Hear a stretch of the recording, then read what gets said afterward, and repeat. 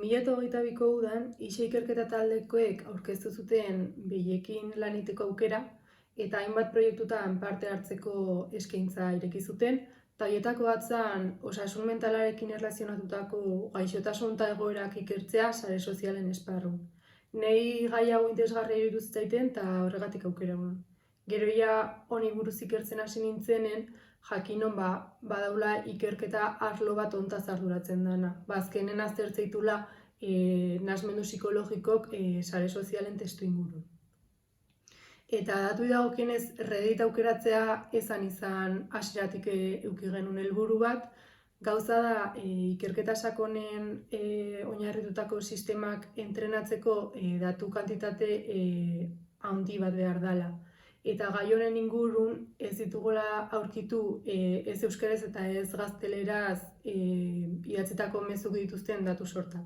Ingelesez idatzitako mezuk dituztenak bai batzuk, baina publikok dienak eta datu kantitate esanguratsu bat dutenak ez hainbeste.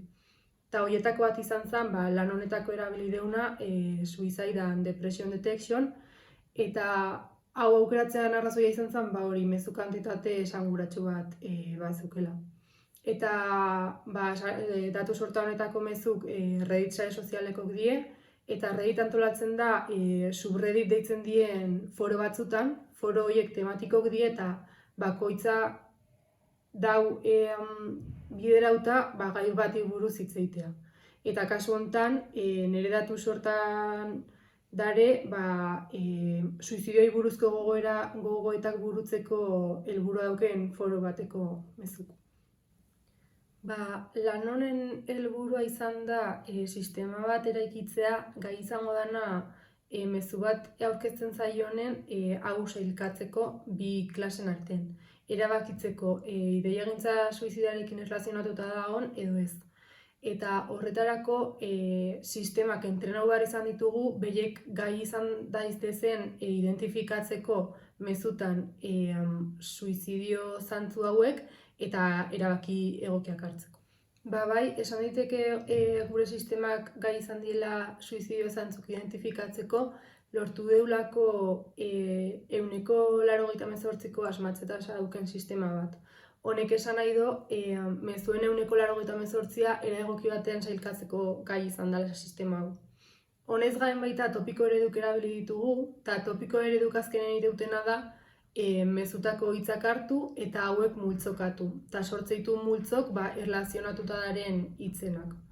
Eta sortu da hitz multzo bat, eta ikusten dana suizidioarekin erlazionatutako hitzak agertzen dira bertan, heriotzarekin erlazionatutako hitzak, negazioa eta holakok.